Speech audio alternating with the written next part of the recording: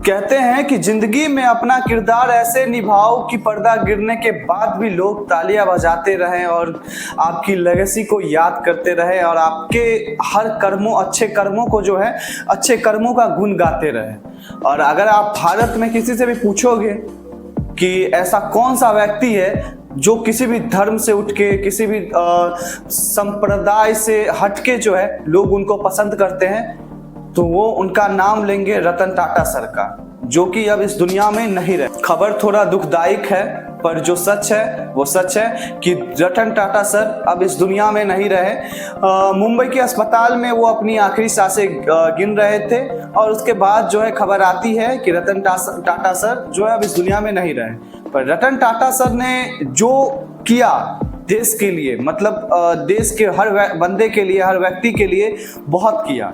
वो रतन टाटा को लोग जो है ऐसे नहीं देखते थे कि वो एक बिजनेसमैन है। वो बिजनेसमैन से ज़्यादा एक देश के सम्मान के रूप में देखे जाते थे। देश का जो सम्मान होता है सबसे बड़ा, उनमें उनकी छवि नजर आती थी। लोग कहते थे कि बिजनेसमैन तो और लोग हैं, रतन टाटा सर बिजनेसमैन नहीं है। बिजनेसमैन से कई ऊपर उठ के जो है लोगों के सेवा के लिए जाने जाते हैं। लोगों का जो है दुख पीड़ा सब हरने वाले।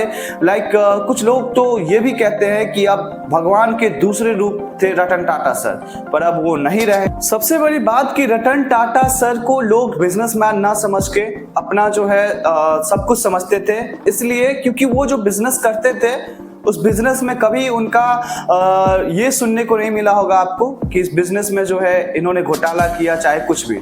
वो सारी चीजें उनके कभी कोई भी बिजनेस में नहीं है। बस टाटा नाम ही काफी होता था।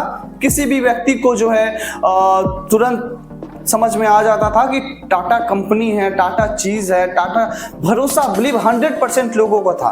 पर अगर आप किसी और कंपनी का नाम लेते हैं तो देखिए सबसे पहले कहेंगे कि यार ये बहुत घोटाला करता है, बहुत जो है इसमें चोरी चपाटी है। बट रतन टाटा सर ने जिस तरह से बिजनेस किया, जिस तरह से वो अपनी लेगेसी क्रिएट करके रखे, उसका तोड़ इस भारत में, या यूं कहे कि इस पूरी दुनिया में जितना ट्रस्ट उनके ऊपर था बिजनेस में, एज ए बिजनेसमैन की तरह दूसरे ऊपर नहीं कर सकते हैं लोग, दूसरे के ऊपर नहीं कर सकते हैं, कभी नहीं कर पाएंगे। रतन टाटा सर ने समाज के लिए, देश के लिए बहुत कुछ किया। चाहे वो इंडियन आर्मी को अपनी कार बना के देनी हो, चाहे वो फोर्ड की हैसियत दिखानी हो, चाहे एयर इंडिया डूबा हुआ उसको अपनाना हो, सब कुछ किया उन्होंने। एवरीथिंग जो वो कर सकते थे, एक भगवान की तरह जो है गरीबों की सहायता करते थे। अपना बहुत सारा हिस्सा जो है वो ट्रस्ट में, चैरिटी में दान कर देते थे। बहुत कुछ, मतलब बहुत कुछ किया उन्होंने देश के लिए। और देश का ग्रोथ होने में सबसे ज्यादा रतन टाटा सर का हाथ है। I mean, जितनी हम उनकी तारीफ करें कम है, लेकिन अब तारीफ सिर्फ तारीफ में बन के रह जाएगी, ये बात उन तक पहुंचेगी नहीं, क्योंकि रतन टाटा सर जो है अब इस दुनिया में रहे नहीं।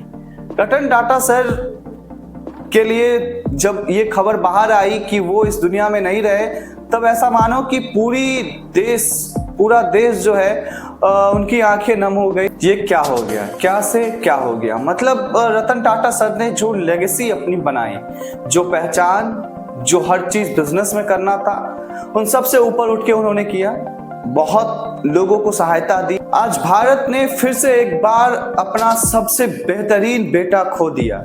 अगर बात करें तो वो भारत के सबसे अच्छे बेटे के रूप में थे, सबसे अच्छे, क्योंकि उन्होंने हर किसी की मदद की, जहां तक हो सके हर किसी की। लेकिन वो जो बना के गए अपने लिए सम्मान, वो ऐसे ही नहीं। आज अगर हमारे यहाँ विचारधाराएं अलग अलग है, डिवाइडर है, पर एक भी व्यक्ति नहीं होगा जो रतन टाटा के सर के बारे में बुरा बोलता होगा, क्योंकि वो इतने अच्छे इंसान थे और अच्छाई उनके हर कर्म में भरी हुई थी। जैसे कहते हैं ना कि खून के हर बूंद में लिखी होती है, उसी तरह से जो है अच्छाई जो उनके हर खून के बूंद में लिखी हुई थी। उनके लिए भगवान से प्रार्थना करें कि भगवान उनके आत्मा को शांति दे, और वो जहाँ भी हो, जैसे भी हो, जिस हाल में भी हो, बहुत बहुत खुशी से रहें। अंत में मैं बस इतना ही कहना चाहूँगा कि भारत ने एक बार फिर से अपना बेहतरीन बेटा खो दिया। फिर हमसे मिलते हैं नेक्स्ट वीडियो में, तब तक के लिए जय श्री राधे।